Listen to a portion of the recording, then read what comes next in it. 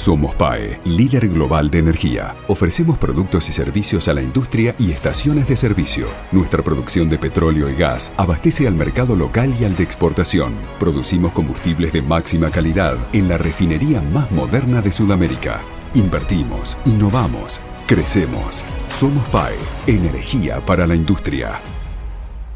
Estudia actuación en Timbre 4. Niños, adolescentes, adultos. Dirección Claudio Tolcachir. Informes en www.timbre4.com. Somos energía. Somos crecimiento. Somos compromiso. Somos el futuro que mueve a todo el país. Sindicato de Petroleros Privados. Marcelo Rucci, secretario general. Shell Argentina. Cumplimos 110 años a la vanguardia del desarrollo de la energía en el país. Letras y corcheas. Un encuentro con músicos y escritores. Una hora para disfrutar de canciones y textos contado por sus autores. Letras y corcheas. Los jueves de 22 a 23 con la conducción de Hernán y Mario Dobri.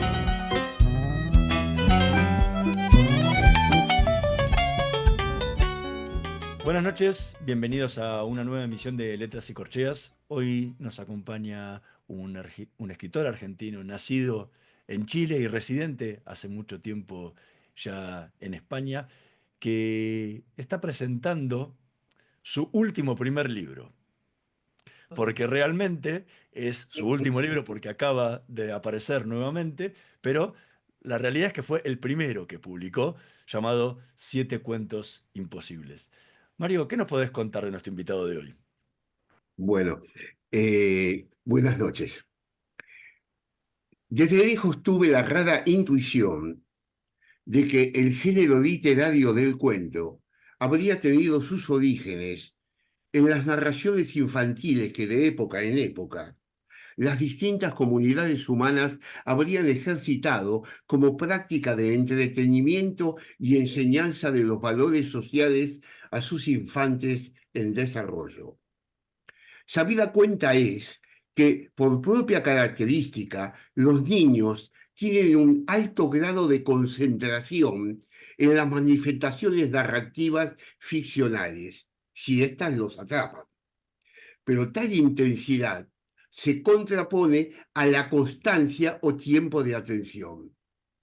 También ocurre generalmente que el acercamiento de la niñez a la ficción se logra si ésta se basa en hechos concretos y con finales acabados y precisos para que el niño manifieste interés y retentiva de lo dado.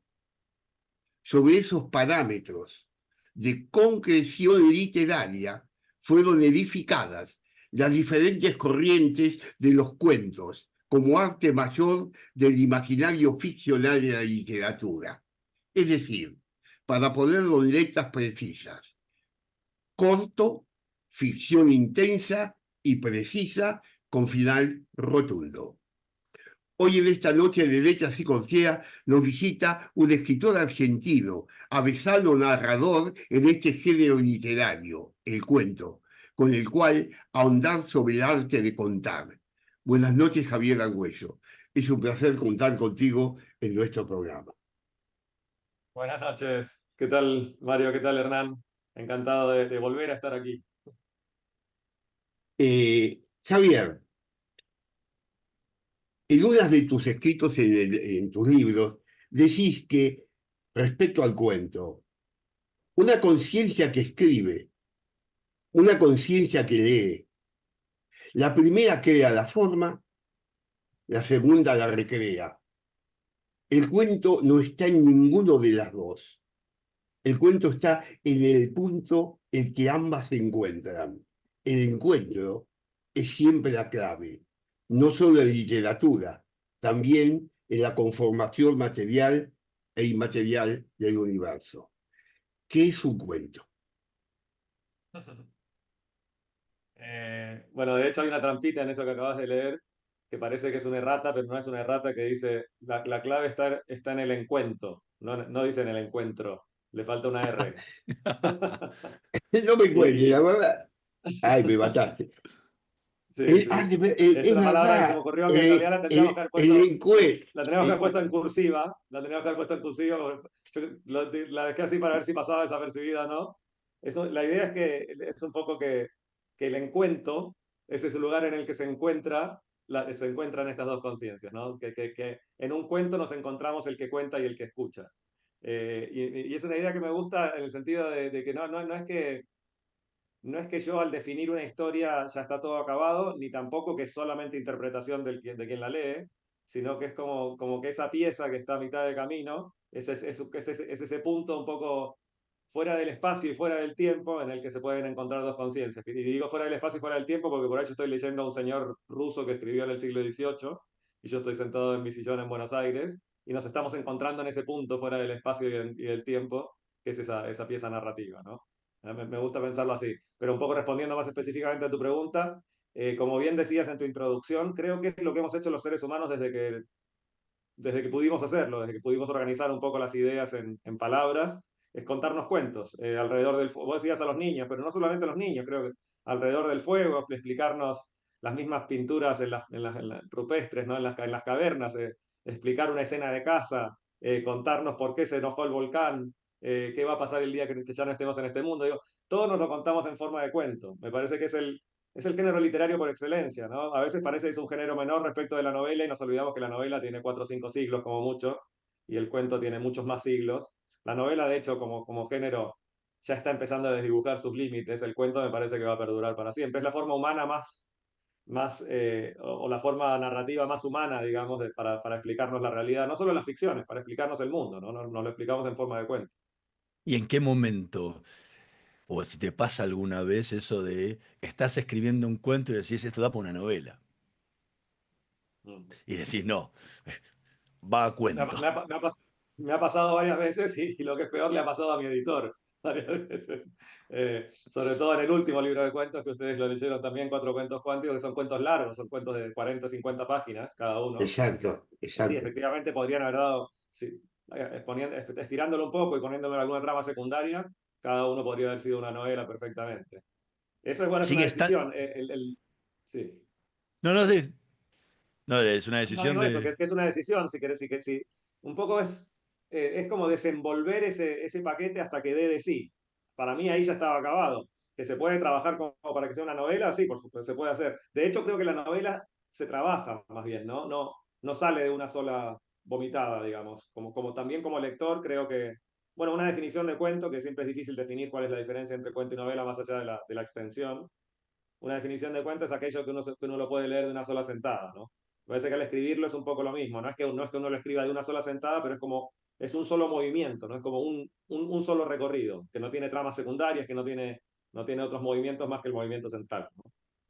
Usando tu palabra de Ahora, recién, ¿el cuento lo vomitas? ¿Así? ¿Sale de una? No sale de una, pero digo, pero el efecto es como si fuera un movimiento único, ¿no? Si pensamos en movimientos sinfónicos, digamos, como una sinfonía que tiene distintos movimientos, me parece que el cuento es un solo movimiento y la novela tiene más de un movimiento, ¿no? En ese sentido, ¿no? No, todo es eh, mentira. eh, Parece que lo vomitaste, no, lo trabajaste muchísimo. en el primer cuento, que es Volver a verla, decís en una de las partes, estoy hablando de memoria porque el libro lo leí hace como 3 meses, así que uno tiene que recordar muchas cosas. Pero me acuerdo que decís que entre el escribir y la diferencia entre la forma y el contenido.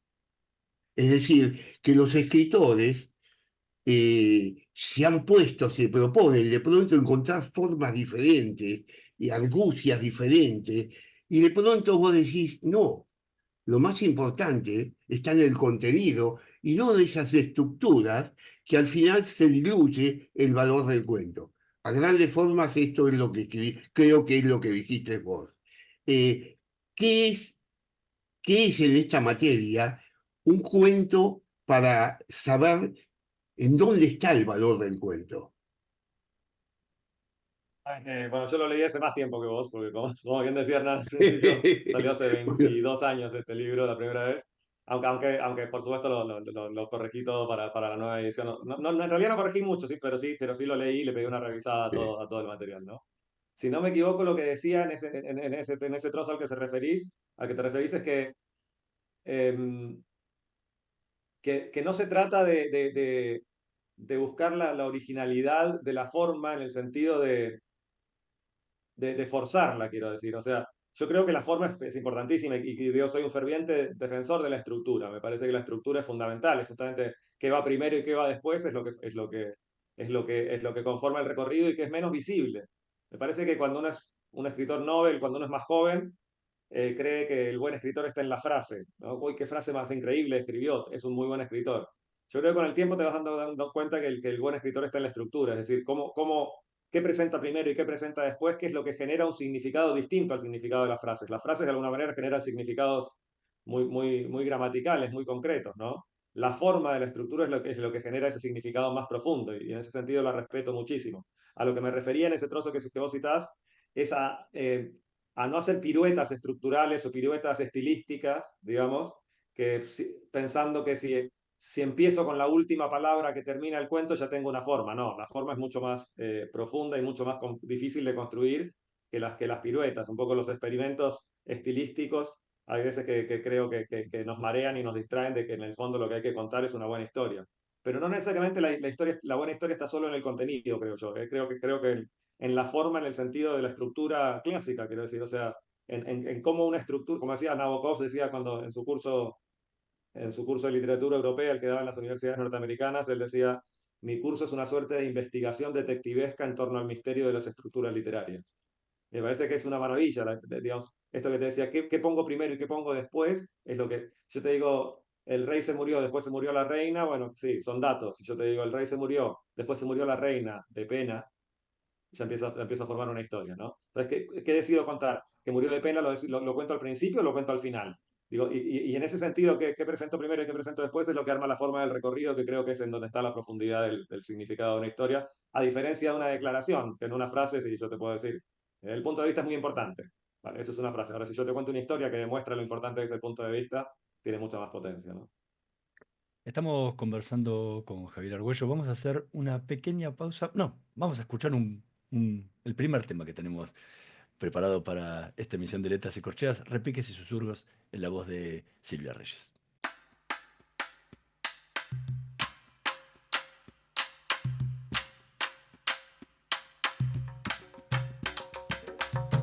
Voces de los silencios, agudas voces del viento. Los tamboriles reclaman la soledad de lo incierto. Al pie de la oscura calle van surgiendo los misterios que el día teje en ausencias de amanecidos recuerdos. Sobre la esquina vedada, el cambalache se ha abierto para que nazca el candombe, ensortijado y despierto.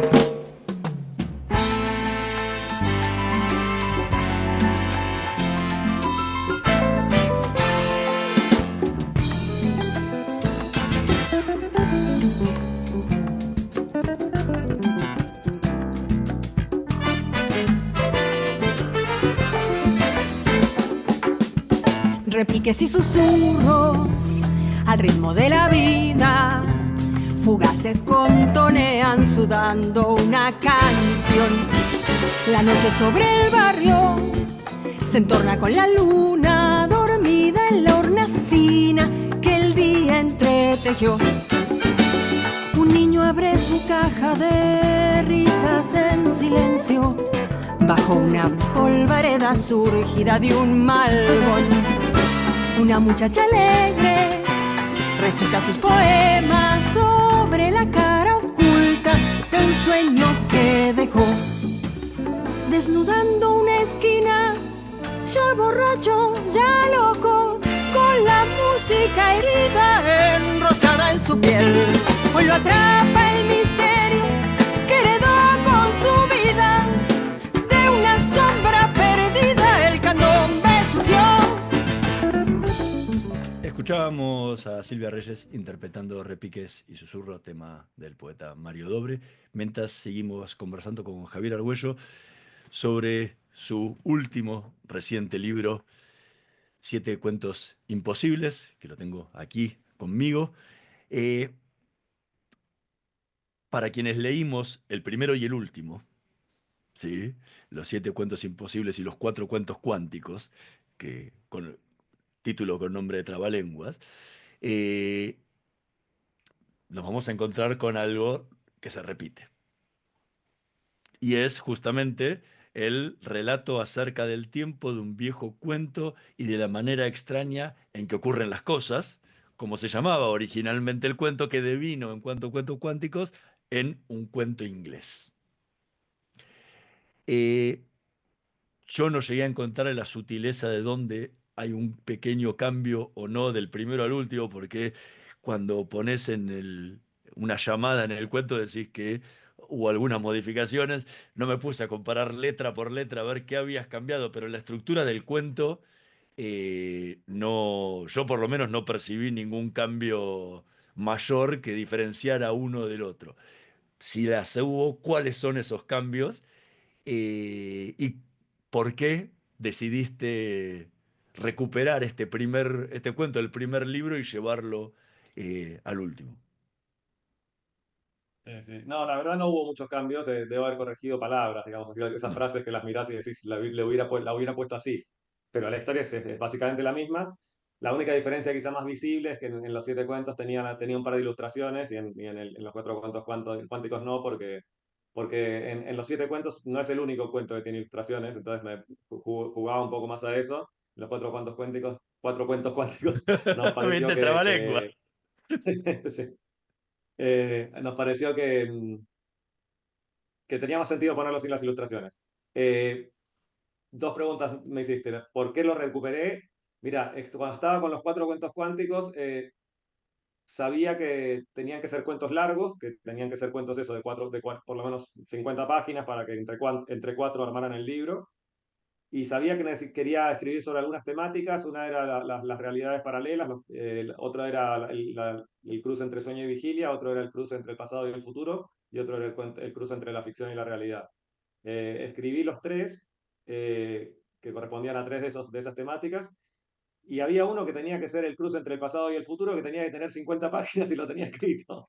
Y digo, es como un poco absurdo escribir otro sobre la misma temática de la misma extensión cuando este ya está. Estaba descontinuado el libro, de hecho no estaba planeado que se reeditara, entonces dije, tenía ganas de rescatar ese cuento, que ya estaba descontinuado, como te digo. Le pregunté a mi editor, che, ¿se hace lo de sacar un cuento que ya salió en un libro en otro? Me dijo, sí, se hace todo el tiempo. Le digo, bueno, entonces, ¿qué te parece si lo hacemos? Le digo, me dice, me parece fantástico, era un cuento maravilloso y efectivamente está descontinuado, con lo cual es una buena manera de resucitarlo. Esa sería como la explicación práctica. Pero hay una cosa que también me parece muy linda, que es que, claro, cuando yo escribí Los Siete Cuentos era mi primer libro, me acuerdo que en ese momento Enrique Vilamatas me dijo, no pienses en tu libro, pensá en tu obra. Y yo no lo entendí porque tenías un solo libro que era toda la obra. Entonces, ahora empiezo a entenderlo un poco y me está empezando a parecer muy divertido que pedazos de unos libros aparezcan en otros.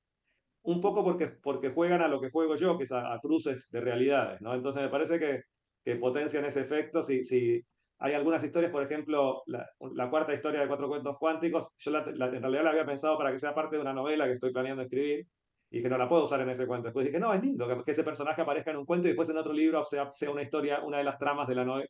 Me está empezando a gustar la idea de que se invadan unos a otros los libros. Entonces eso también me parecía lindo que, siendo mi primer libro, que era de cuentos, y en el último libro, que también era de cuentos, apareciera en uno de esos cuentos, me gustaba como idea, me parecía que armaba un juego lindo.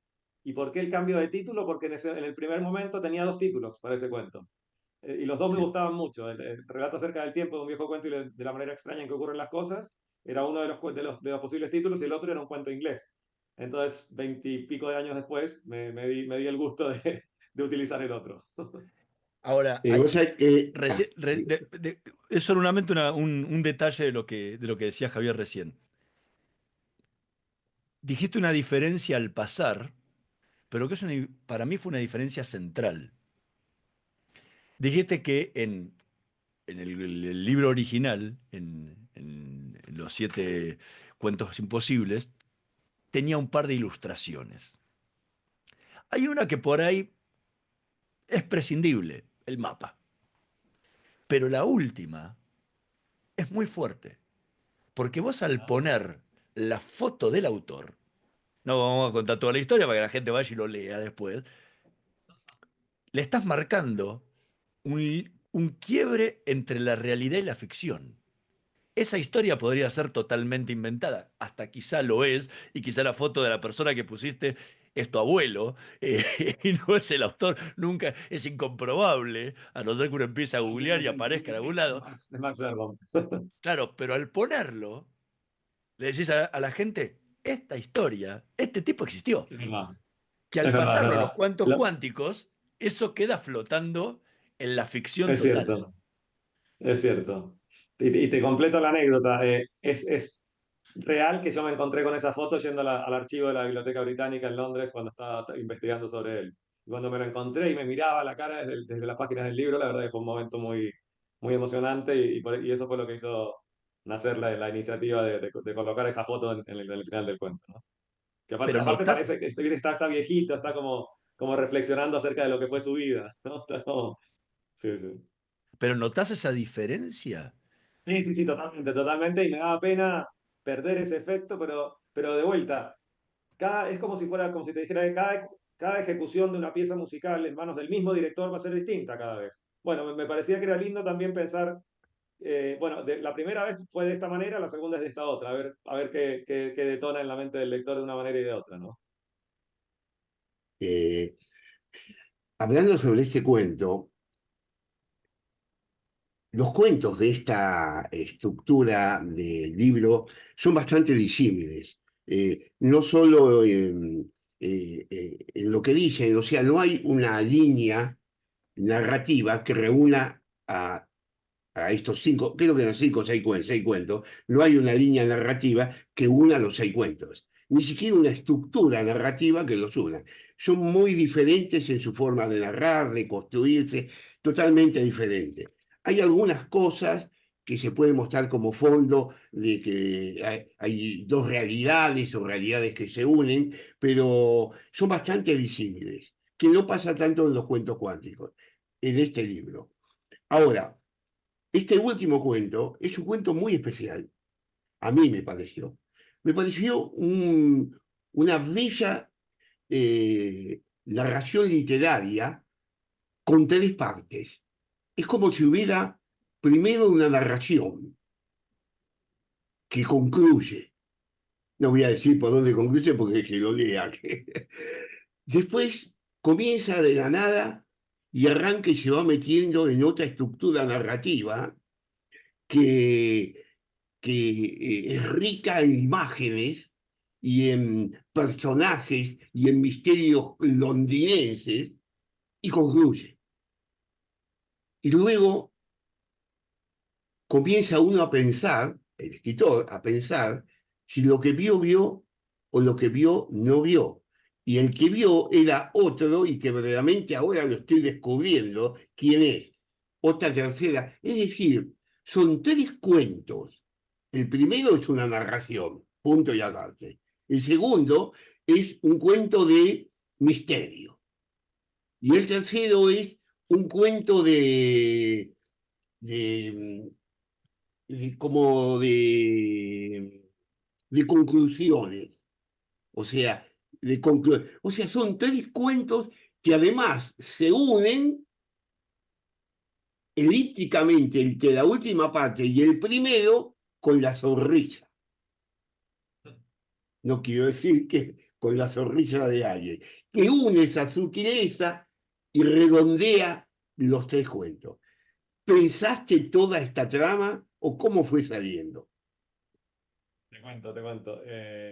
Bueno, de partida que el título original se refiere un poco a estas tres partes, ¿no? Es el relato acerca del tiempo, que sería el primer viaje en tren, acerca de un viejo cuento, que sería la segunda parte en Londres, y de la manera extraña en que ocurren las cosas, que es la conclusión, ¿no? Serían Mirá, como no me di cuenta, porque cuando leí el título, ¿sabés qué me acordé? ¿Te de- acordás de Leonardo Fabio? ¿Cómo se llama? Ay, de la Francisca, ¿cómo era? No, no bueno, me acuerdo. no. Mirá, Yo pensaba en estos Francisco, títulos que lo largos que tipo... puede pasar, bueno, me pareció eso. Y no me quedé, Sí, a mí hay títulos largos que a mí me gustan mucho, tipo La triste historia de la Cándida Heréndida y su abuela de Salmán, digo, ¿no? Estos títulos que son bueno, como que casi te cuentan una historia en el título, ¿no? Entonces sí. eso me parecía lindo. Y sí, efectivamente tiene estas tres partes que de hecho en los 4 cuentos cuánticos las diferen, o sea, hago como una pequeña pausa entre cada una de las partes, porque efectivamente son las tres partes. ¿Cómo nació? Nació efectivamente con el cuento que cito al principio, que sale en la antología fantástica que recopilaron Borges, Bioy Casares y Silvino Campo. Sí. Y al leerlo, que me pareció fascinante ese cuento, pensé, che, ¿alguien habrá ido a la fecha 100 años después a la Biblioteca Británica? Porque el que haya estado en Londres tendría que haber ido a ver si aparecía Soms o no. Y empecé a buscar en archivos y me di cuenta que sí, que había habido toda una movida, que mucha gente había ido al museo ese día. Entonces dije, No me bueno, acuerdo. quiero hacer de ese momento el centro del relato, pero necesito una especie de introducción que de alguna manera coloque al personaje por circunstancias muy fortuitas ahí, para que esté abierto a aceptar hechos que de otra manera quizás no aceptaría. Entonces dije, ¿cómo puede haber llegado? Y ahí me acordé de este viaje, que es la primera parte, que es bastante autobiográfico, que yo hice en tren desde San Petersburgo a Budapest, y que terminé en Londres de maneras muy fortuitas, como se cuenta en la historia. Dije, esta es una buena introducción para que el personaje llegue a Londres de esta manera y ahí se encuentre con el cuento. Entonces, por eso están tan marcados los tres momentos, porque fue así construido. Y respecto de lo que decías al principio, de que son disímiles, efectivamente, como primer libro, yo lo que hice fue, no lo escribí como para que fuera un libro, como sí los 4 cuentos cuánticos, sino que el primer cuento, Volver a verla, gané un concurso medio prestigioso de relatos en Chile que se llamaba el Premio Paula, que varios escritores que lo ganaron fue como el comienzo de su carrera. Y cuando me dieron la posibilidad de publicar a partir de ahí un libro, dije, bueno, junto 7 cuentos que me gusten, los pongo todos juntos en un libro y hago un libro. Y efectivamente son cuentos de distintas épocas y de distintas temáticas. Lo que fue muy lindo fue que al reunirlos me di cuenta que sí que tenían algo en común, que era que todos de alguna manera jugaban con el límite de la realidad. Todos, y por eso finalmente los reuní bajo el título de Cuentos Imposibles, ¿no? Todos jugaban un poquito al límite. Y fue la primera noticia que tuve de que eso a mí me interesaba. Que es una cosa muy linda que pasa cuando uno un poco empieza a desplegar sus inquietudes literarias. Si les da una suficiente libertad, digamos, a las búsquedas, son esas mismas búsquedas las que le cuentan a uno qué es lo que a uno le interesa, aunque uno no lo supiera antes. Y yo en ese primer libro dije, parece que a mí el límite de la realidad y la ficción y la realidad y el pasado, digo, parece que esto es un tema que me interesa, porque me doy cuenta que sale solo en varios de los cuentos que escribo. Entonces dije, vamos a explorarlo un poquito más conscientemente a partir de ahora. Y ahí fue que un poco escribí el segundo libro, que ya exploraba conscientemente, se llama El mar de todos los muertos. El segundo libro que escribí es una novela que a un escritor se le pierden los personajes y se escapan, bueno, tiene una cosa medio pirandeliana. Y empecé a explorar que si de alguna manera, si puedo decir que hay una constante en mi búsqueda literaria, es esa, ¿no? Es como el desdibujar un poco los límites de la realidad. Y eso ha estado presente en todos mis trabajos, tanto de ficción como de ensayo. Que fue un poco lo que me llevó a la teoría cuántica, entre otras cosas, ¿no?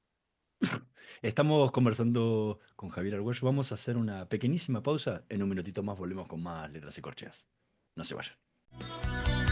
Vamos la radio, somos tu voz. Vamos con Eco, siempre la verdad y la mejor información.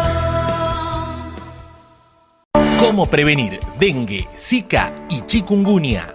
Sin criaderos no hay dengue. Limpia tu patio de objetos que acumulen agua.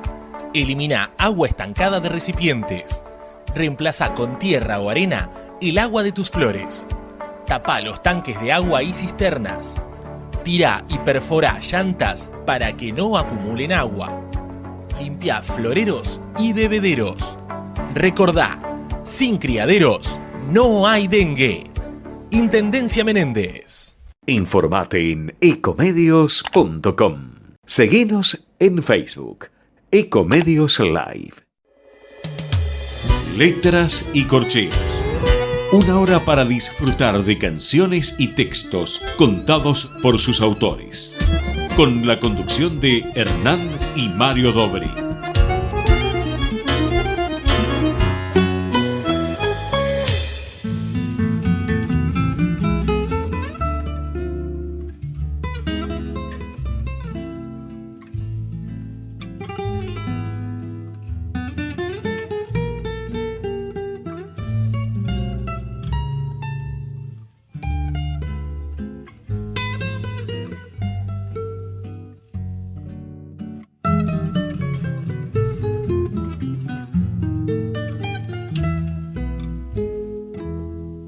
Era la tarde, escuálida del día, un andurrial de sueños en hilachas. Miré sus ojos y la encontré perdida. Le dije adiós y se quedó llorando. No le encontré destino a sus palabras. Me fui de ahí como lo hiciera entonces. A veces pienso que no he sido justo. A veces siento que he perdido tanto.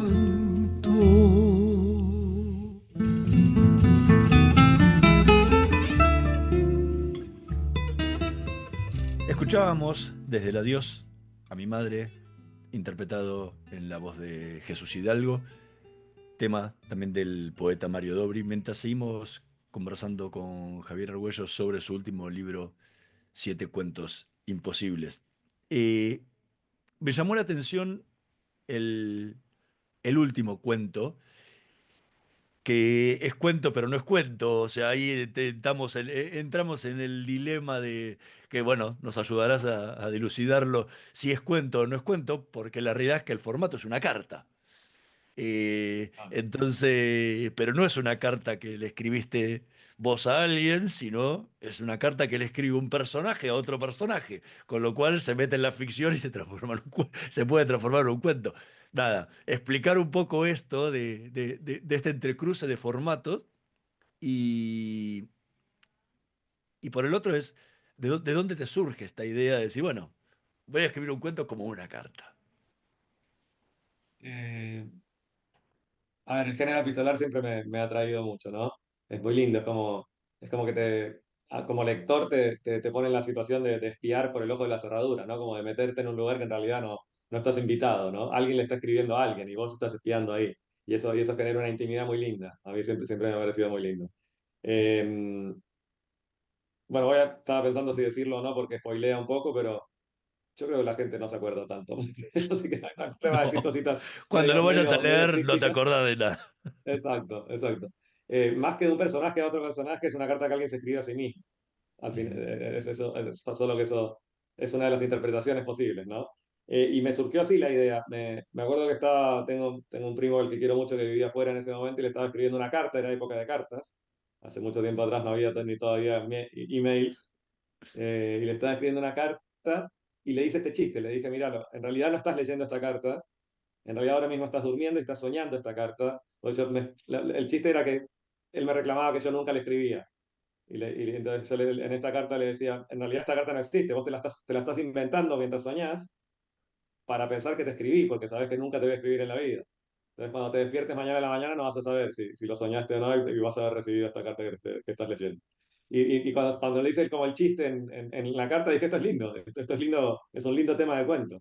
Entonces se me ocurrió que alguien necesitaba despedirse de alguien de quien no se había despedido y que la manera en la que encontraba para hacerlo era durante la noche, pero lo que hacía era soñar un día entero para poder incluir ese día inventado entre los días reales y haber tenido la ocasión de despedirse de ese alguien del que no se había despedido en su momento. Vos sabés, Javi, que los escritores, y no lo digo yo, sino lo decía, por ejemplo, Borges, es difícil que vivan de su obra, salvo contadas excepciones, las hay, ¿no? Hay unos cuantos que han podido vivir después de un tiempo en adelante, porque antes de ese tiempo se murieron de hambre. Bueno, y otros, bueno, se murieron antes de hambre y después la obra resurgió. Es decir, que lo sabe eso el escritor y ama lo que escribe. Entonces, y ha pasado con otras obras, uno tiene que vender. En otras obras los pintores ponían, lo pintó fulanito, que era bárbaro, y vendía el cuadro el tipo. Y el cuadro no era de él, lo había pintado y el tipo vendía, pero era nombre de otro. En el caso también del escritor, si hace un escrito que no va a ganar, aunque lo lea alguien o que lo lean, y además de eso queda encerrado en la nada, pero si lo engancha con alguien, de pronto el escrito es leído. Claro, no es el nombre de él, pero hay un regusto emocional que hace que uno sienta que eso se ha leído y se va a seguir leyendo. Uno morirá, total, cuando uno muere, nadie sabe si se llama Javier, Mario o Tito, da lo mismo como se llame. Además, los nombres se le forman tanto que después a Aristóteles le pasa a llamarse Ari o vaya a saber. Entonces, el, el, el escrito tuyo, el cuento sobre Cécil, ¿no? Que en cierta forma es crítico con esta aventura de pasar por otro y tiene algo de malo. Pero visto como te lo estoy diciendo, no. Hay un regusto de belleza de decir, si yo no gano nada, igualmente me engancho con otro, pero por lo menos perduro, estoy. Y no gano nada, no porque que sea malo lo mío, porque en este mundo para que te lean o pase es una cosa media rara, ¿lo viste? El éxito es una moneda del aire que nunca cae, ¿no? O cae de canto. Esto es hablando de Cécil, el cuento que has escrito ahí. ¿Cómo ves este padecer, al parecer que vos incorporaste ahí en el cuento? Sí, no pensaba más quizá en lo segundo que mencionás que en lo primero, en el sentido bueno, es un re tema, ¿no? El tema de vivir o no de esto. Yo personalmente nunca aspiré a ello, por suerte. No sé por qué, pero desde jovencito me di cuenta que por ahí no iba. Nunca intenté que ocurriera y me parece que ha sido una buena decisión. Yo doy clases a gente que aprende a escribir ficción y les digo que aunque puedan no hacer nada más, que ojalá hagan algo más. A mí el tener que haber ejercido otros oficios, el del periodista, el del profesor, me ha forzado a búsquedas que probablemente no hubiera tenido y no me hubieran llevado a los caminos que me llevaron. Digamos, no hubiera ido nunca al acelerador de partículas de Ginebra si no hubiera sido porque ejerzo el periodismo también. Y entonces hay ciertas cuestiones a las que te obliga el tener que buscarte la vida de otras maneras, que te da mucho material. A mí me parece muy interesante. Más allá de que si uno trata de vivir de eso, digamos, si recibís dinero a cambio, entras en la lógica del dinero. Y eso implica una cierta periodicidad, Y yo siempre quise dejar este oficio que fuera en el ritmo que necesitara, digamos, que no apurarme para terminar una obra, si en 4 años no termino ningún libro, no pasa nada, estoy dedicándome a otras cosas mientras tanto, entonces, eso en cuanto a vivir o no de ello. Pero como te decía, me parece que en este libro, en este cuento que mencionás, más que el hecho de vivir o no de ello, era lo segundo que mencionabas, que es un poco la idea de la trascendencia, ¿no? Un poco cómo uno va a quedar en el tiempo. Y a él un poco le hacen una perrada, ¿no? Le roban todo ese material que él generó a nombre de otro, como bien decís, y algo que podría hundirte en la miseria y frustrarte muchísimo. De alguna manera hay un momento como de redención en el entender eso. No importa el nombre de quién está, esto va a existir para siempre. Y en el fondo lo importante era eso, lo importante era que perdurara eso, no yo. Yo no puedo perdurar. Entonces, que perdure eso que hice es lo que al final me da la satisfacción, ¿no? Vos sabés que Y hay una Roman cosa Gary... como con el... No, perdón, digo que hay una cosa como... A mí, lo que más me gustaba de ese cuento, creo que lo que me motivó a empezar era la idea como del enemigo, ¿no? La de ese cabrón que siempre le sale bien cuando a mí me sale mal y que lo detesto y se me va a robar todo, hasta a mí mismo. Me va a terminar robando, ¿no? Esa idea me parecía linda. Estamos conversando con Javier Argüello, vamos a escuchar el último tema que tenemos preparado para esta noche de Letras y Corcheas, La cantante, en la voz de Vanina Tallini.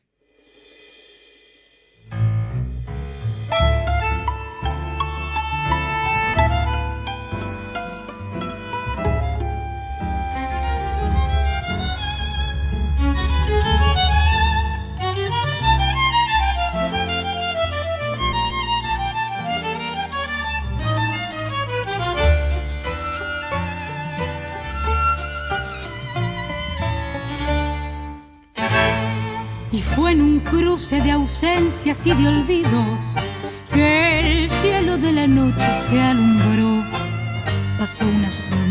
fugaz en mi camino. Me dijo, vamos, y el tiempo me llevó.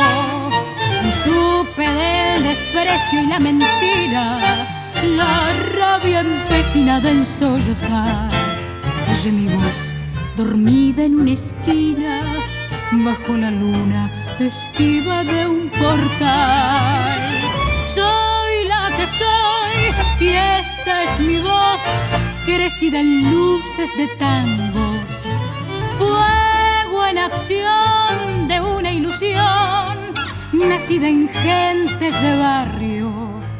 Y en la encrucijada del destino, mi canto hecho temple se funde en las calles.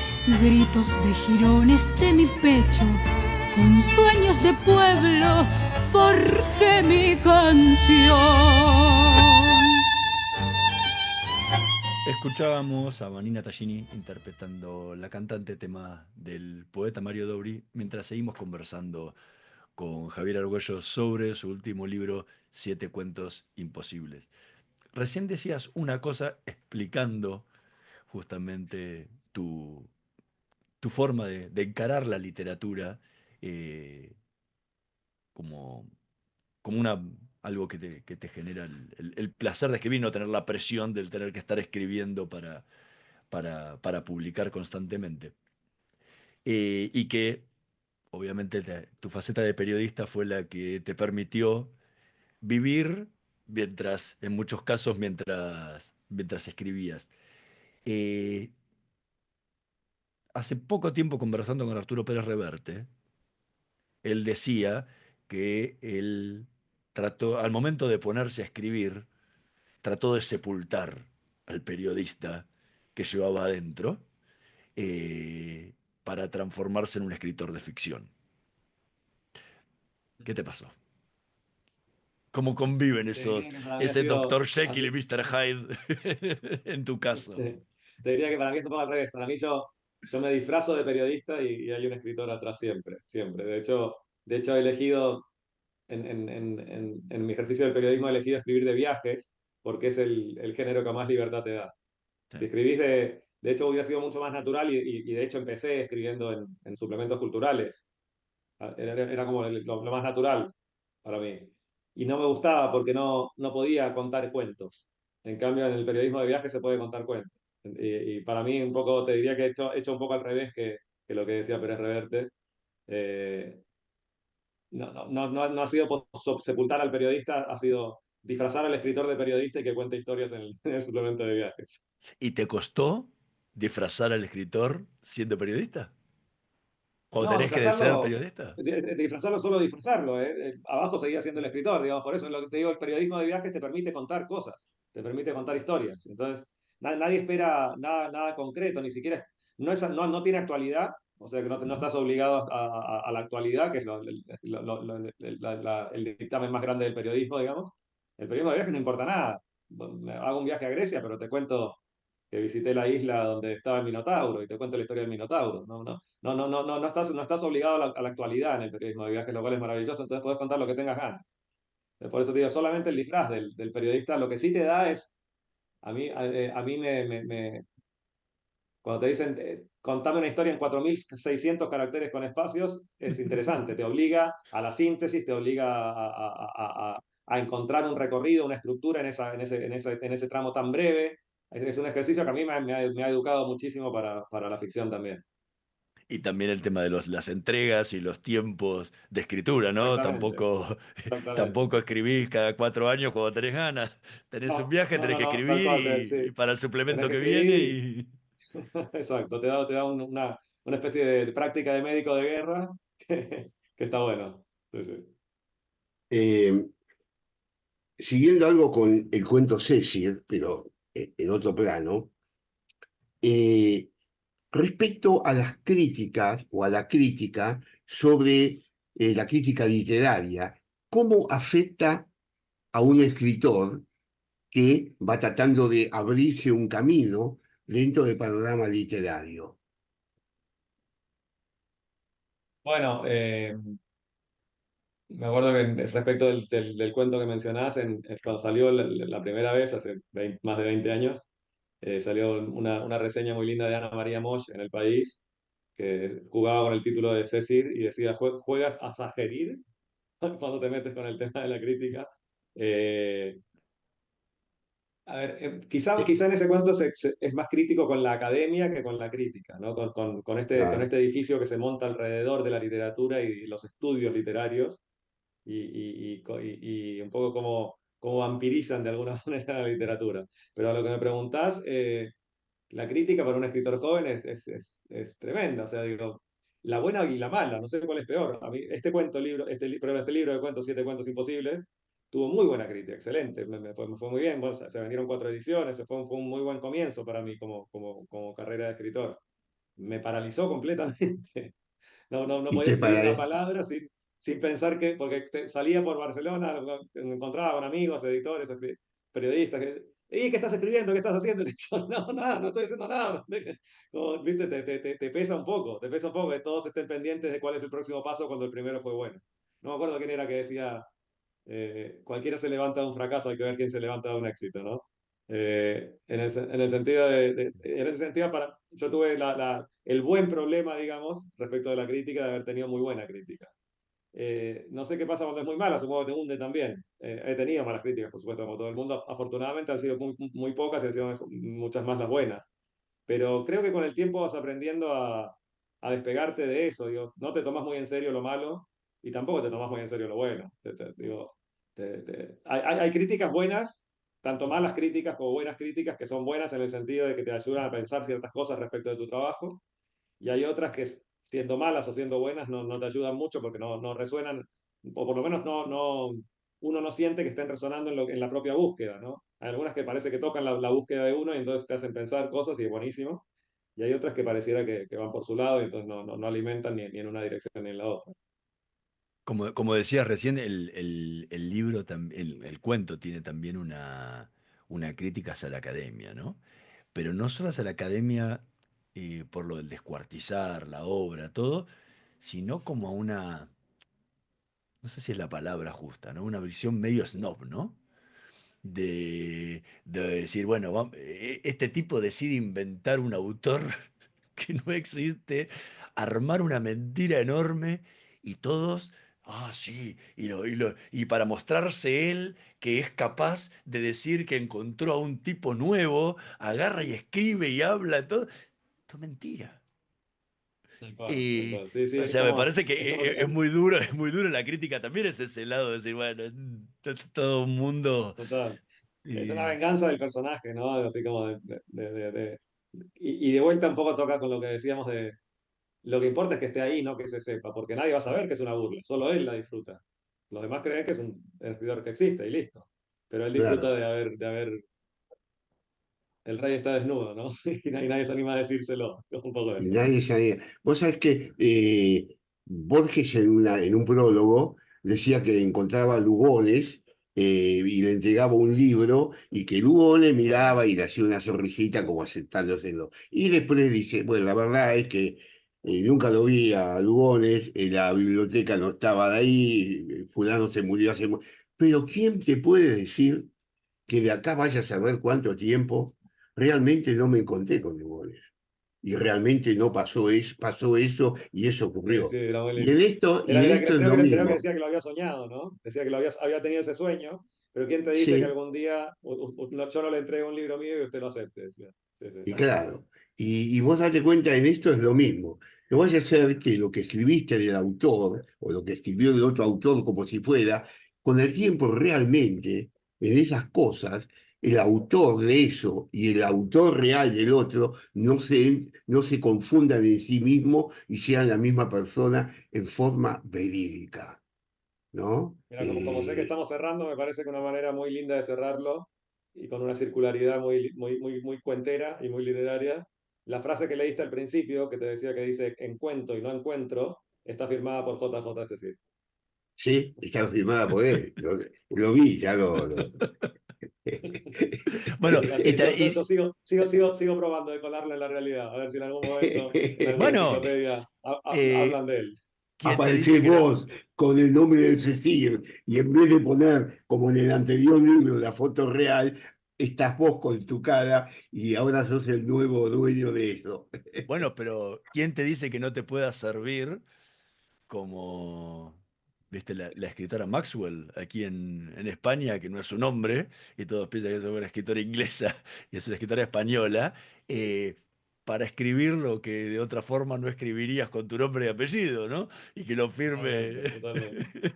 Bueno, ya, como te digo, ya lo he hecho. A veces cuelgo una cita por ahí o algo y se la atribuyo a él. Finalmente va a terminar existiendo realmente. Bueno, Javier Argüello, sí.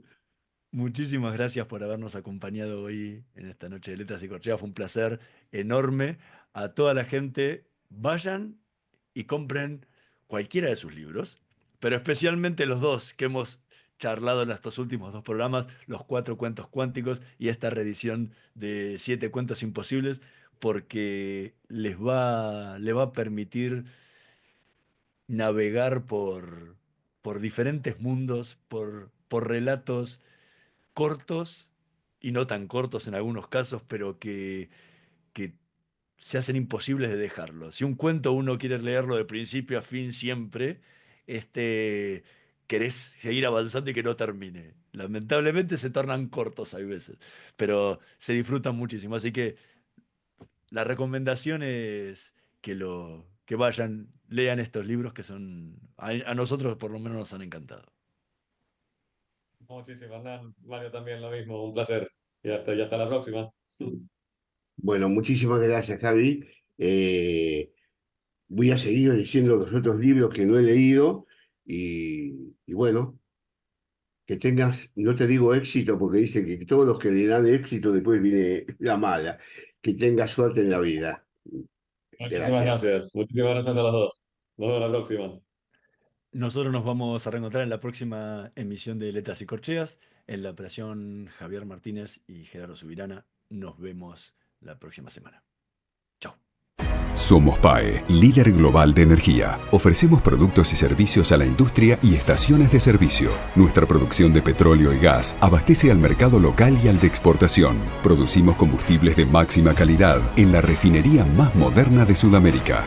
Invertimos, innovamos, crecemos. Somos PAE, energía para la industria. Estudia actuación en Timbre 4. Niños, adolescentes, adultos. Dirección Claudio Tolcachir. Informes en www.timbre4.com. La energía que mueve al país nace del esfuerzo y compromiso de los miles de hombres y mujeres que con coraje ponen el cuerpo a una industria que no para de crecer.